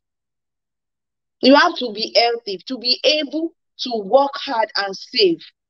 So when you get your income, sort out your shelter and bills, sort out the food that you will eat, look after yourself, then talk about savings. And when you have any little that you have left, my question now to you, ma, and to Brother Gideon, because both of you made the same point, is that after we have combined whatever income that comes into the house, and we have sought the bills, we've paid the rent, we buy food, we make sure that our children and ourselves, we are okay. Sometimes in a month we may not need clothing, but our children, we know that they have grown. They have grown their clothes all the time. We don't want our children to be out there. We don't want people to be seeing our children and be passing a very hurtful comment about them. And we know the country that we are, that all these people, they look, they observe things. So we don't want that. We don't want to invite any unnecessary things into our family, right? So after we have sorted, they have a particular small amount going into their clothing, because that is how white people make budget for the month. They make budget for clothing. At the end of the day, they may not end up buying that clothes. They may not buying the clothes. So the money they have set aside for clothing, they will keep it till the next month, when they are ready to buy the clothes, they might now use the money and buy it. So my question to you is that you said before anything, remove the savings. And Brad Gideon said there is nothing that can happen that will make you touch the savings. So my question to both of you now is, God forbid, in case of life and death, God forbid, right? And you are being asked to help, or you are in the position, you are the one that they can look up to help, and you know you have a saving somewhere that you are saving towards getting a house or build or starting a business or an investment, and there is this need to save a life. What then will happen? What will you do? I want mommy to answer first, then I'm coming back to Brad Gideon. I want to hear a sincere, because both of you said that nothing will happen that will make you touch the savings. So I want to hear, in the case of emergency, because emergency, we can't though there's some couples that will have a certain amount going into emergency pots. But what if that emergency pot cannot cover what is on ground, and you are the one in charge? You don't want that person, because I'm speaking from experience. It might not be the same, but something happened in 2015. It happened in 2015, and I needed to send money to save a life, right? I needed to send money to save a life, and the person that was meant to send that money delayed by 2 hours, and the person died. So I would say, I know that it's two different things, but what if that person is the one, what if that person is I just talked to the person to borrow me that money that I will pay back, and it delayed, and that life gone like that. So because I want to buy a house, or because I want to do a business, and then there's a life that is dying, will I not go into that savings and save that life? Or I will still insist that this one is my saving? I'm not going there. If you want to die, die. Please answer my question, ma'am. Me, I'll be waiting for you. I know where you will start with me. Right. You know, this thing we are talking about, money management. Let's be sincere. I will go to where you go to. But in life, either you like it or not, the more your income increase, the more your expenses increase. And in life, you will get to a stage that you will not be able to work again. It's what you invested that you will fall back on.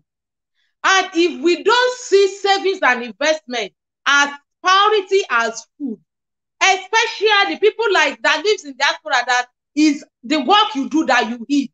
There is no other way, like African people. Let me tell you, the emergency you are talking, I pray we will not have emergency. You know, I have people on my payroll every month, and I'm not scared to say that. And I still save. I will not deceive you. It depends on any kind of emergency that I can go to my savings. It depends on the nature that I can go to. And one thing you don't understand, people that are in Africa, if you are not sure it's emergency, don't touch your savings for them. My people are here, they are watching me. Nobody disturb me for money. But I am telling you the reality. They will make everything urgent. At the end of the day, it's not urgent. I have said it on this show. I had a lady that came to my working place with a wheelchair, and we get to talk. And I realized she told me that I am an hairdresser. I said, what happened? She said, I finished work one day and there was snow. As I get out of my shop, I fell and I break my spinal cord. God forbid, let it happen in Nigeria, not in UK. that at least government can still help a little bit in UK. Let it happen in Nigeria. Those that always bring emergency things to her, do you want to tell me they will be there 100%? Is she not going to be a burden to the husband and the children? Only even if the husband loves, the husband can decide to run. If the responsibility is getting too far. There are emergencies that you cannot avoid. Obviously, we pray that we will not have sick people, we will not have life and death issues, which we need to attend to. But what we don't understand, I can see, tell me your lifestyle, and I will tell you how much you must have saved. What is the purpose of cloth? Cloth is to cover our nakedness. Why will I be any 1,800 pounds a month? And I will still go and buy Gucci shoe, Gucci bag, Gucci perfume. Because I want to belong. Because of what people will say. I told you several times, you cannot see me buying a cloth that's worth 70 pounds for Shewa and Samuel. Not because I cannot avoid it. Thank God you know me. But because I would rather think of people that will not eat, that need this money. I would rather think of things that I have to do, that need this money, that I need this money for. So these things you are mixing up is quite different from each other, man. Emergency, I'm coming, man. Emergency is different from, yes, I eat good food. There's nothing, my house is always open for you. I think you know me even more than my people in Nigeria because we are close. I eat food, I do things. You see my car, I told you, I am not going to come and show off with a car of that I know that I cannot avoid. Where you will take the BMW to, I will drive my own car to that same place. The purpose of car is to move from one place to another. But when we don't set priority right, because we want to belong on the level we are not now, people are doing NAND bankings. They are doing a lot of things. You are in Nigeria, you are using iPhone. You are wearing Wavon, bone straight of 200,000, 300,000. You are using Samsung. And you are telling me that you don't have money. You don't have work. Come on, you are wearing your work. You are using your work as food. Emergency is different. But savings in every salary you get, savings is very, very important. If you don't make it part of you, you will not be able to save. In UK, you have to deny yourself some things to be able to save. Because we have responsibility. Me, I have big family. I have adopted children that I pay their school fees. I have people that go on health, that go for fertility clinic. I have commitment every month. Not my own personal family. Thank God for my family, they don't disturb me. But in case emergency, I will still have to spend. But when I spend on unnecessary things, when I earn salary and I don't remove savings, no, that is not how to live life. So that is where I'm going to. Yes, ma'am. I quite understand you, ma. I understand every point you have made, but I still ask that same question. One question, yes or no?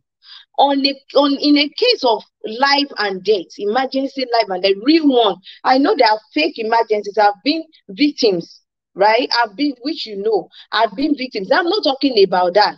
I'm talking about real emergency that we can see, that we can hear, that we too can confirm. In that situation, where whatever you have left after your savings and everything cannot sort it.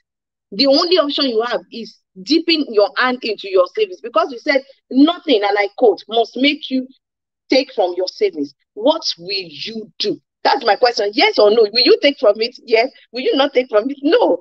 So that I can write it down in my archive. I pray we will not be having emergency every time.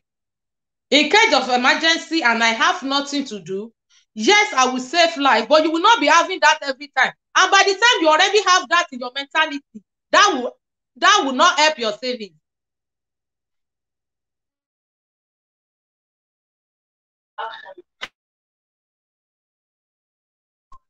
Hello. Oh, she just dropped off. I think similar to what you're saying. Like my own opinion would be like, I hope she comes back. Oh yeah, she's back now. My own opinion would be like, I can say yes now or say no. But I will never know until I'm in that situation. Let me put it that way. I will never know what I'm going to do until I'm in that situation. But based on my own experience, or based on my own, if it's okay, let me put it this way: if it's family, if someone is family, there's nothing you will not do for your family. Let me put it that way, or anything like that. There's nothing you will not do. Because what is the money there for? Money is there for is for our lives, it's for us. So that's if it's family. But the point is, when you're in that situation, there's nothing you wouldn't know what you would do. Situations can change. It could be. That's why I don't want to be very prescriptive, because situation can change. It could be. It is when you are in the situation that you can say, okay, it could be a situation of, oh, let's call everybody around. How much can you afford? How much can you afford? How much can you afford? Let's do this and do this once and for all. Let's help this person. I don't have to be the only one to. So again, it depends on the situation that arises that will decide my response or your response. But again, like she was saying, like if it's about life, there's nothing that can replace a life. When it's about life, everyone will do. I'm sure, based on people around me, I'm sure everyone will do anything they can to save a life. Especially for people that are from this part of the world, you do anything you can to save a life, as long as it's within your power to do it. However, am I going to empty all myself? I don't know. I don't know, but I will do. I'm being honest. I would rather be honest than say yes, and then when the time comes, I will say I don't know. I don't know. It depends on what the situation is. That's my opinion. Thank you, sir. I still believe if emergency come like life and death, we can take from our savings. But if we decided that we are not saving because this person need money, that person need money, that front need money, that back. And another thing that can make, it has happened to me recently, the Lord asked me to empty all my accounts to do some things, not for myself, not for my family.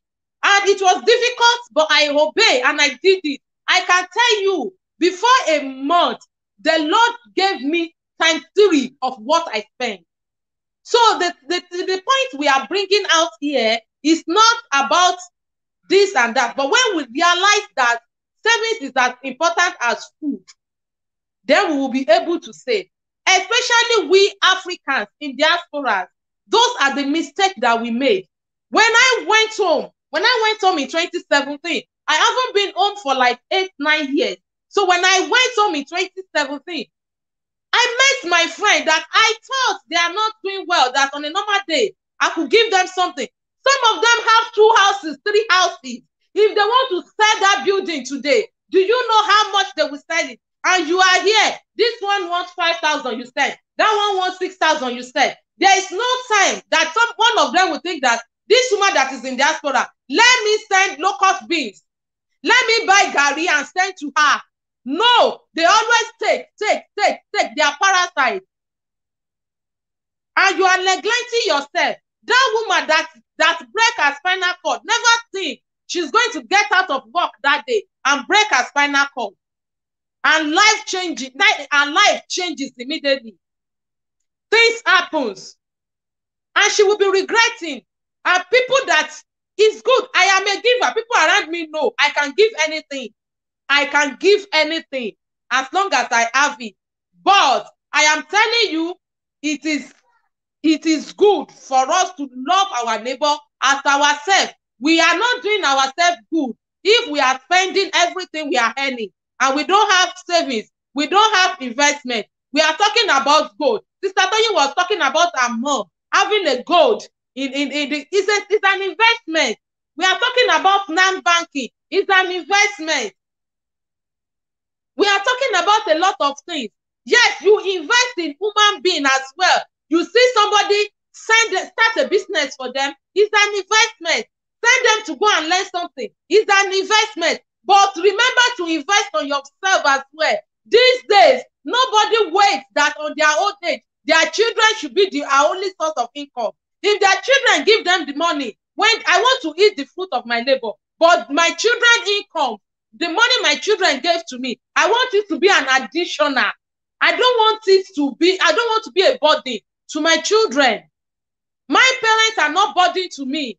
They've both retired. I still give them money, but they can still live without my money. If I give them money, I use it to receive blessing from them. So that is what I'm telling you when I say you should invest, you should save. But our time is going. I want Brother Gideon to round up, but let me quickly call Glow Card. Then Brother Gideon will round up. If Sister Tony is back, then she will round up as well. Let me quickly call 1,000 naira Glow Card. 4131 4543 7234 551. 1,000 naira Glow Card. 4131 4543 7234 551. Best of luck. Brother Femiton said he recharged the MTN card. Thank you so much. That question is deep. Don't mind Sister Tony. She meet me today. I intentionally avoid her. I put her to the last so that she won't bombard me. We will discuss this next week, please. Our time is far gone. Brother Gideon, please round up for today. Please. We use a lot of time today. Yeah. This is deep. It's very, very interesting, and I'm sure we can carry on with it next week. I'm sure we can't exhaust this. It's gonna. Yeah. There's a lot more to come next week. So I'm expecting more questions, and I have more questions which I want to ask. Especially, I think we should talk about wills and especially writing wills and having life insurance and all those insurances. But again, it's just my opinion, because I was talking to someone this and saying, when someone tells me, I say, I'm not ready to die. I'm like, no, that's not what it means. But again, it's still about money. Let's be quiet. Sorry. So we'll talk about it more. But again, money is very important to discuss in marriage, especially before you get married and when you're married, so that you can know where you're going to. And if you don't do it, again, God will help us all. Don't let me say it. God will help us all, because we're all still learning as well. So yeah. Thank you, sir. Tony, please round up for today for us. We will continue next week. Okay, ma. Thank you, ma, for answering my question. I'm coming next week for another one. Well, all I will say is that the Bible says that money answereth all things. Money is very, very important in marriage. Like they used to say that money is the wheel of good news. In marriage, money is very important, but how we handle it is also very, very, very important. When we are going into marriage, we need to be open with each other. We've talked about that. We need to have the mindset of ours, not mine or you or I. When it comes to money, one can be working while the other is at home. But if you put value on what the other one that is at home is doing, it's equivalent to what you have gone out to earn as well. So we should always put that at the back of our mind. We should make sure that we manage our temperament when it comes to a discussion about how to spend our money, how to put a budget in place, spreadsheets and all that. And we should always try not to be too rigid when it comes to savings, because there will be some cases, there will be some emergencies that we cannot but to attend to.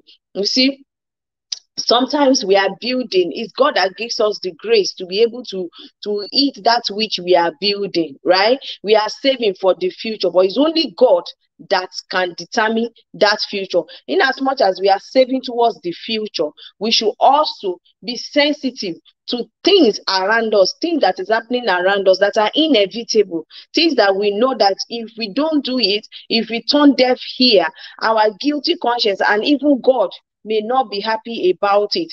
We shouldn't take the issue of money so serious to the point that life, to the point that our health, and to the point that our marriage will now be at jeopardy or at stake. We should try and be careful in the way we handle money. We should try and be careful, and we should also try to discuss our shortfalls with each other, debt, income, whatever, investment, loans, what we have in mind to do, or what we are doing, or what we want to do, or we have done in the past. We should be open-minded towards each other. We should be transparent. And I know that when we are doing this, we should not forget to also pray. Bible says a family that prays together they stay together, come what may, money or no money. When we have the attitude of praying, we have the attitude of, handing everything over to God. He knows our future. He knows we need those investments, and He will make a way for us to make it happen. I pray that God will help us. We are all work in progress, and God will continue to empower us, strengthen us, and give us the grace to be able to work at, save more, and achieve. And I pray God will help us in Jesus' name. Amen. Thank you so much.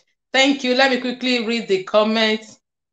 Yes, Sister Monica said take from savings or borrow. I think when we were talking about taking from the savings. Brad Shegun, I've already sent the glow, and I've sent another MTN. This one I'm not going to read it out. It's going to be for people that read the comment. I've sent another 500 naira MTN. Best of luck. Oh, thank you so much, my sister. Yeah, I love you so much. Thank you so much for joining us, Tabose. I love you so much. Thank you. Thank you, Brad Shegun. Thank you. Thank you, my brother. We've been missing you. Thank you for joining us. We love you all. Thank you so much. I want to tell you that next week we will continue. It's going to get up, because me, I'm not giving up on investment and savings, because Black people, we are lacking behind. We are not. That is why Asian people are taking over United Kingdom. I'm telling you, because they don't have to worry about house. Their parents have already buy houses. There are a lot of things they don't worry about. So until we take that, and we're going to be talking about insurance, we're going to be talking about will, we're talking about life insurance. Black people, we don't normally do those things. And we're going to be talking about using what we have to start from somewhere. We're going to be talking not on how not to be a liability for each partner. Some husbands nowadays, they don't work. They want their wife to go and work, not because they are looking for after children. And some wives as well, they believe they are looking after children. They can sell water, they can sell something in the house. They are not doing it. We are sorry for spending a lot of time tonight. It's just because the topic is getting deeper. And until I come your way next week, I want to thank you so much, everybody, for joining us. We love you so much. Thank you. We appreciate you all. We appreciate you all. Please help us share. People in diaspora, we will definitely send your gift.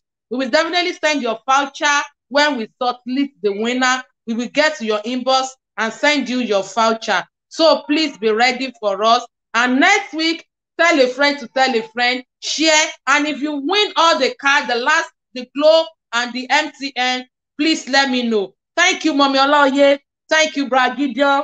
We love you so much. I'll see you next week. Thank you, ma. Thank you, sir. Bye. Bye-bye.